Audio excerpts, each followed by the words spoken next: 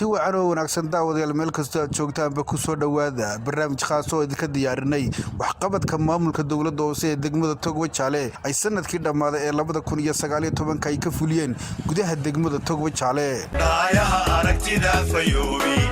samaha kama dhoohane daayaha aragtida fayoobi samaha kama dhoohane qaranka dhismayay arkaa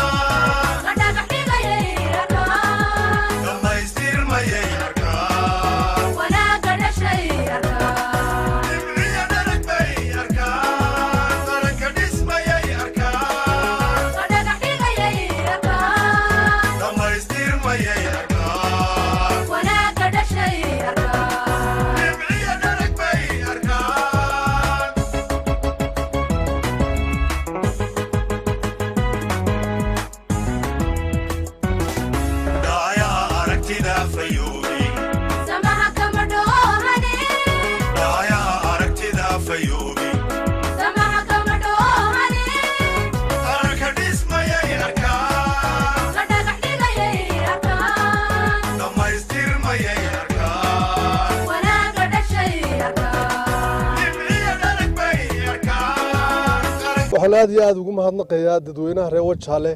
ee sida fiican tabaruca ka qayb qaata horumarinta degmada hore waad uga qayb qaadateen wax weyn baynu qabanay maantana waan idinka fadhinaa inta yare qaylqaylisay meelaha wax xita shalay ugu dambeysay bay dhahdeen lacagta ugu faraha badneed baa la soo saaray meel la mariyo la garan maayo war waxaanu leenahay nala xisaabtama shilin kasto oo qaadna halkaan ku bixino iyo halkaan ka soo qaadnaba nala xisaabtama laakiin se wax horumarka laga qayb qaato ganacsatada waxaanu leenahay haddaydan idinku waxba ka qayb qaadanin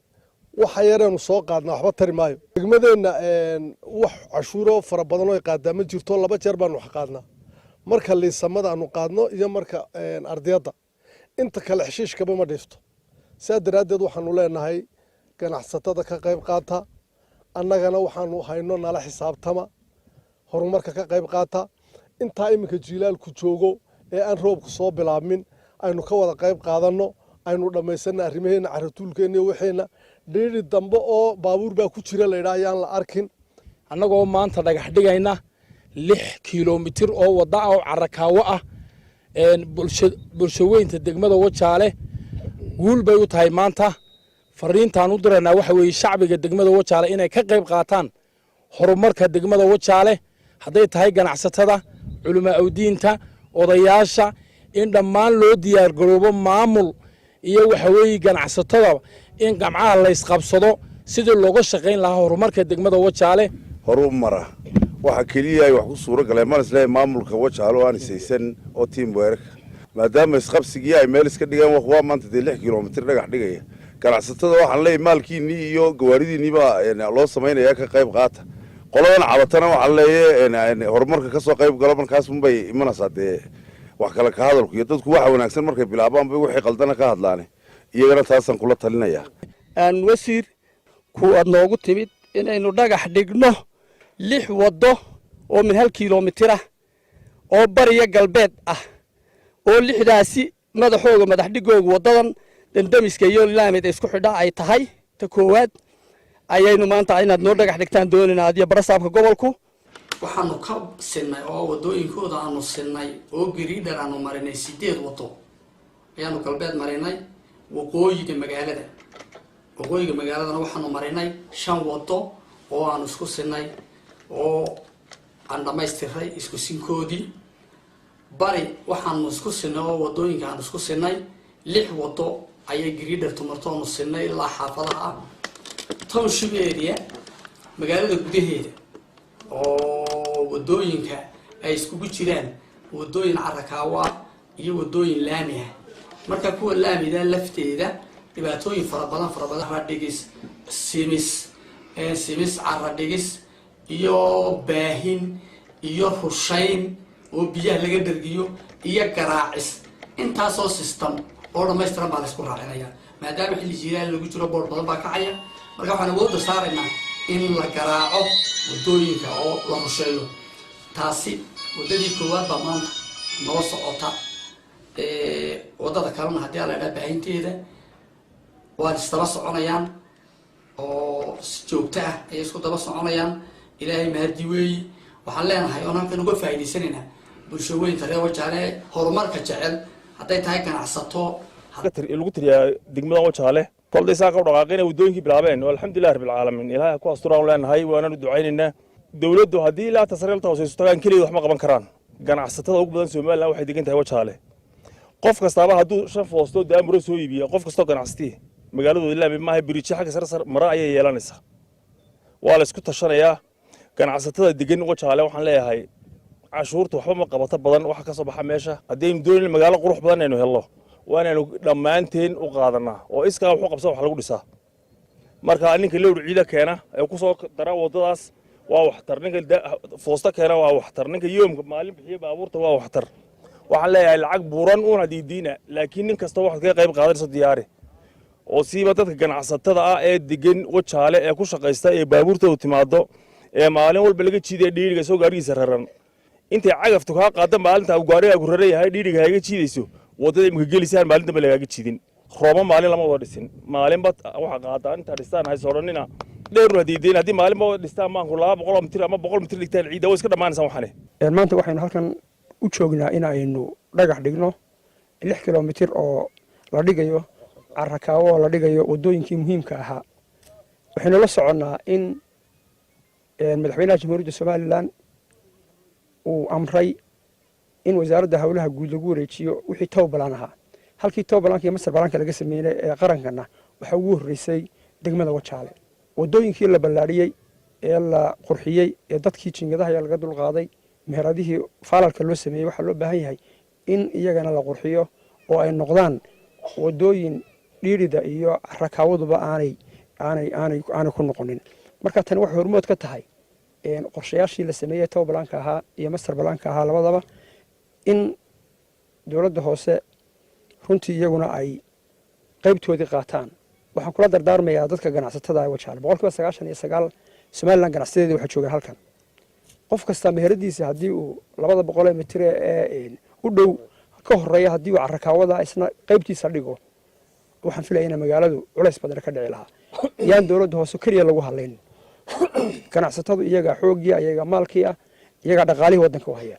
si cabashada iyo ma garanaysa dhiiridan looga baxo marka waan aad baan u bogaadinaynaa anaguna haddaan nahay maamulkii gobolka Barasaabkii ah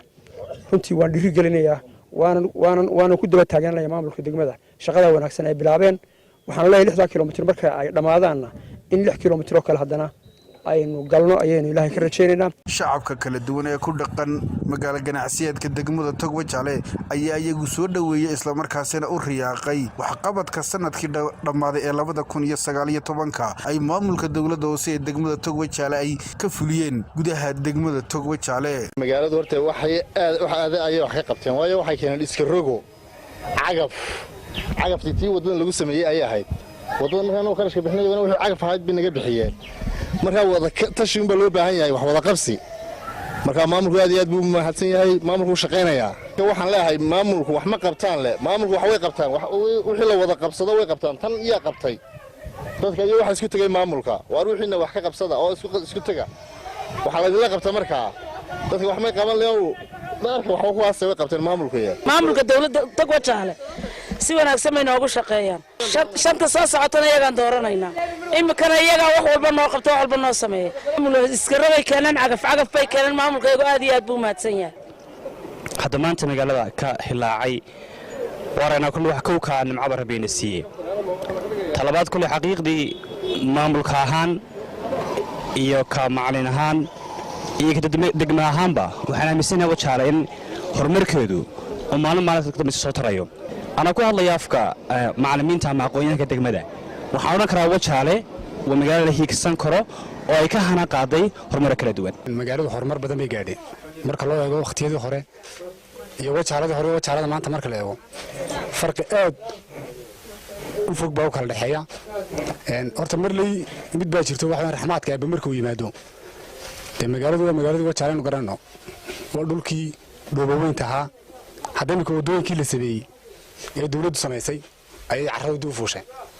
marka taasi waxa weyn waa nimcooyinka Wajaale ay haysatay kamid tahay wax cid lagu eedeyn karo iyo wax dawlad hoose iyo dawladda xamidna lagu dheelili karna maaha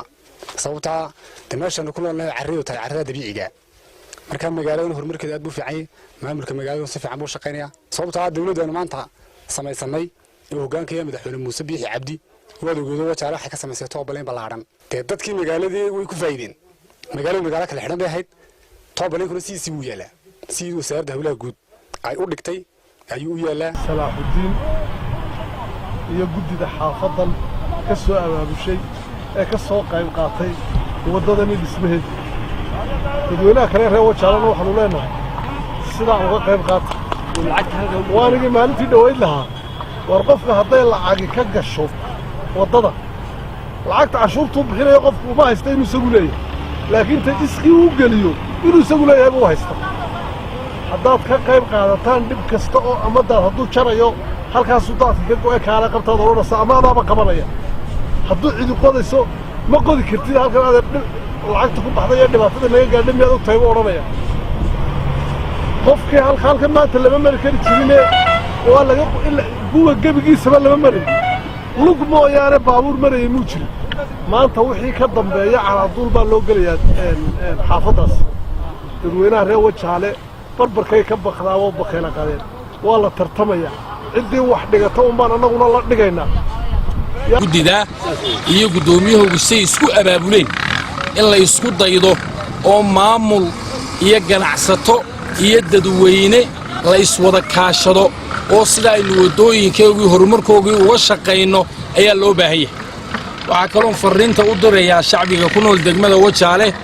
waxa maamulka Wajaale ay wax ku qabanayaan waa cashuurtii laga qaaday islaanta khudradda iibisa ee fadhida saribada iyo tahilibka iibisa cashuurtii iyo tagaskii aanu ka qaadnay haddaanu maamulkii Wajaale nahay cashuurtii aanu ka qaadnay baan ku sameeynaa wadooyinka waxaan kulay wada walba magacay la bixito wadada Salaaxudiin baynu bixinaynaa wadada Salaaxudiin ayaynu maanta dhagax dhigaynaa wadadaas oo Cabdi Nuur oo ku magac dheer Salaaxudiin oo annagu ka maamul ahaan iyo haddaanu nahay guddiga degmadu leedahay horumarka iyo guddiga ganacsatadaba sida noo qorshaysan intii ilaa inta sanadka horaantiisa ilaa Maarch laga gaariyo inta guuga ka hadhay kolba awoodeedu waxa noqotaba wixii la helaba hadday xaafad tahay hadday ganacsatada tahay hadday maamulka degmada tahay dawladda hoose waan wadaynaa wadooyinka wadada maanta aan dhagax dhignay waa wadadii afraad weeyaan wadadii afraad haddii dadku ay dhinac u wada jeestaan oo wax qabsiga loo wada dhaqaaqo laami ba la sameyn karaa sida artuule jidad laami ayaa sameyn karnaa jidkada arkaysa waxa weeyaan 600 mitir qiyaastii saddex jidoo hore way soo muxuu ahaa dhigeen artuulkii iyo cagafyadiiba ku jira waa jidkii afraad sida xogeeyay iyo muxuu gudoomiye ku-xigeenku noo sheegeen jid kastaba waxa ku soo jeeda intaasoo 100 guri inta ku soo jeeda cala guri hadday ugu yaraan $50 bixiyaan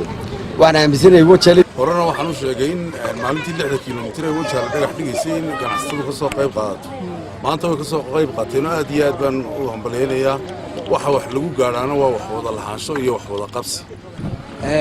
waxaan leeyahay reer Wajaale mid baan leeyahay reer Wajaale horta waan xamalaynayd maamulka dawladda hoose mayo dhaqaaqaan mayo wax qabsaan baan lahayn waa kuwa dhaqaaqee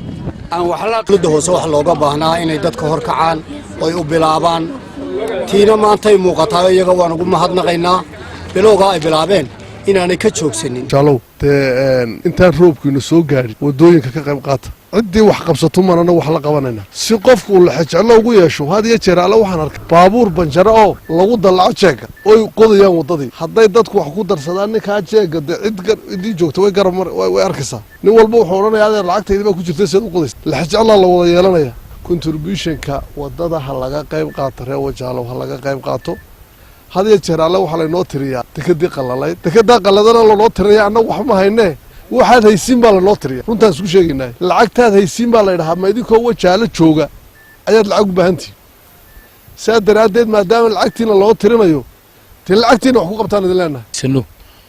oo aynu dadweyne iyo maamulba iskaashanno ayaa la doonayaa hadda wadada aynu taagannahay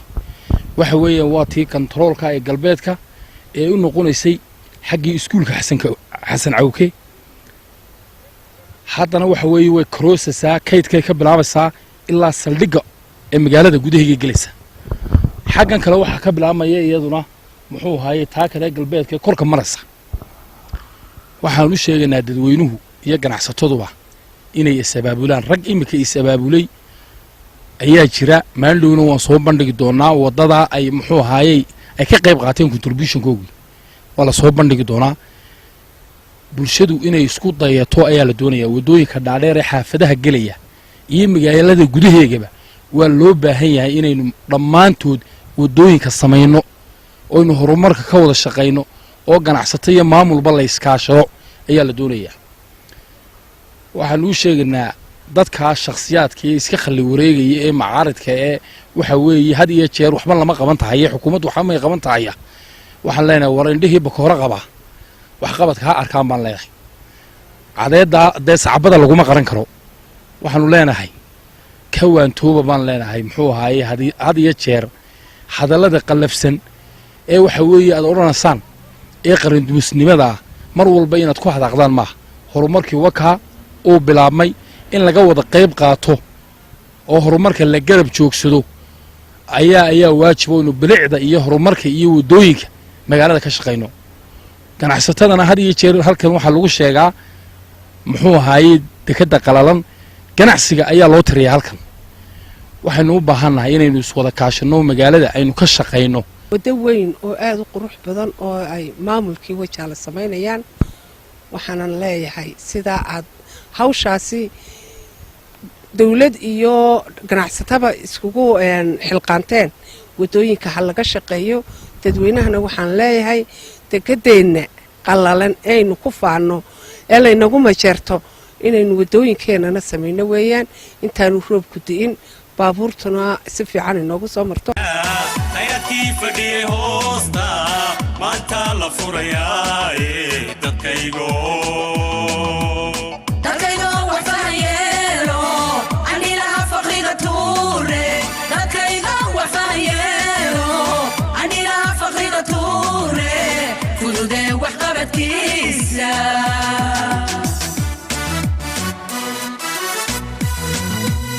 alla faxana qarankeena khayraadkii fadhiyey hoosta maanta la furayaa dadkaygo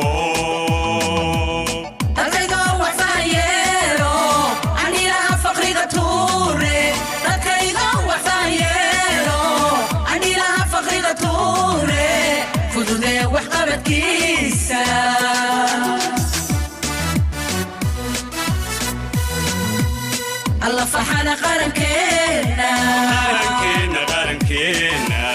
filora nafta u quudhay farabaan ku meel keenay filora nafta u quudhay farabaan ku meel keenay faynuskana rag ba u daaray fikiro amniga xoojay maantana darba u foogan xaladaha furdaankooda darba u foogan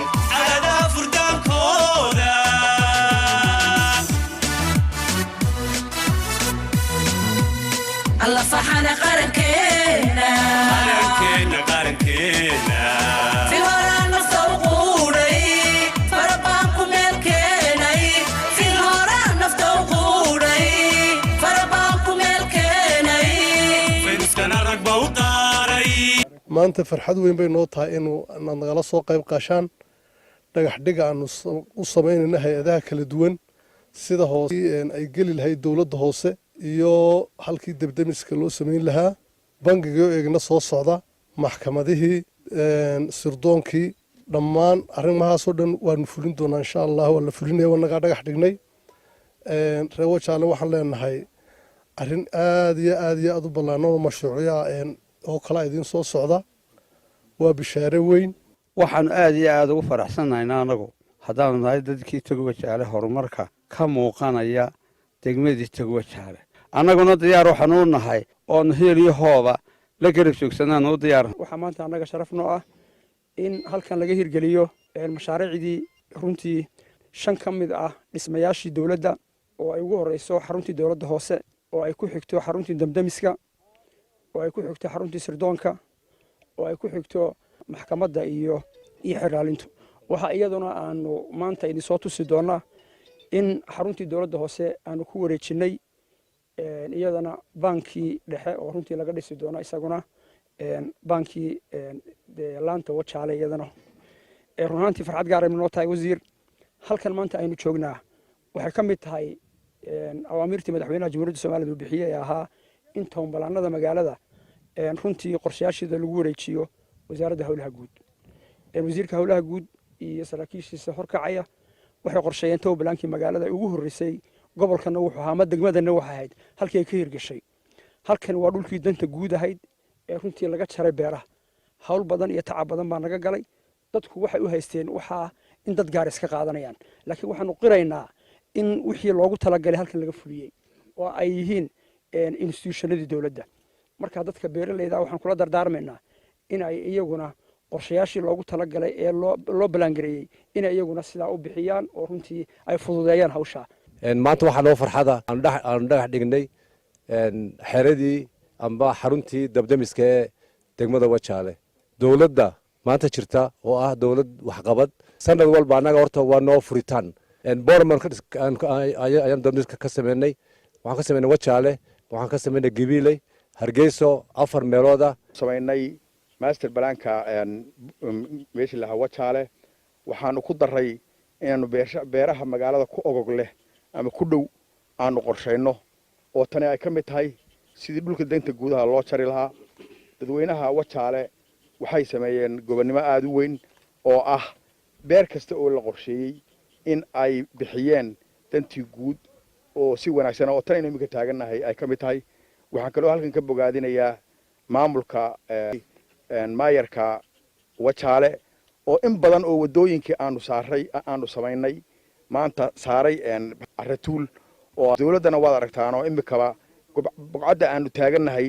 waxaa laga dhisayaa 5 mashruuc wayna soconayaan 5 mashruuc ee hal meel isku keenay hay'adihii dawladda oo kala duwan oo runtii talaabo aad iyo aad hore loogu qaaday waxaan leenahay aad iyo aad buu dadaashay wasaaradda hawlaha guud iyo sidoo kale wasaaradda arrimaha gudaha runtii farxad noo ah sidoo kale waxaan sheegayaa dadweynaha reer Gabley dawladdu waxna waa dhisaysaa waxna way hagaajinaysaa dooraad waxa bilaabmay in magaalada Gabley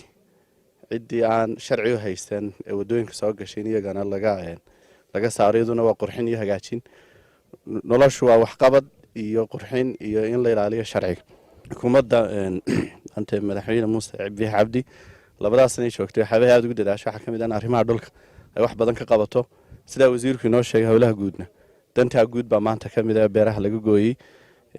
dadaal badan oo socda oo maaragtay noqdo marka waxa laga doonayaa shacabka siiba gobolka Gabley shacabka nool inay wax la qabtaan maaragtay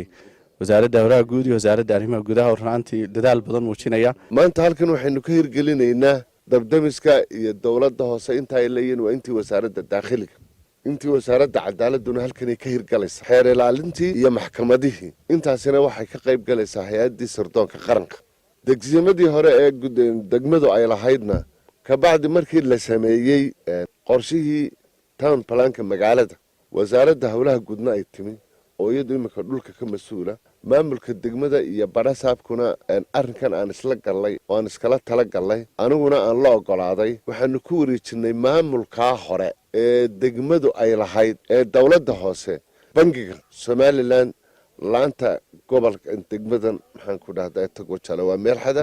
waa meel ganacsi fara badan isaga talaabo lagama maarmaan bay noqonaysaa inaynu baan ku leenahay halka sababta awgeed baanu fagaaraha weyn ee magaalada gudaheeda aynu samayn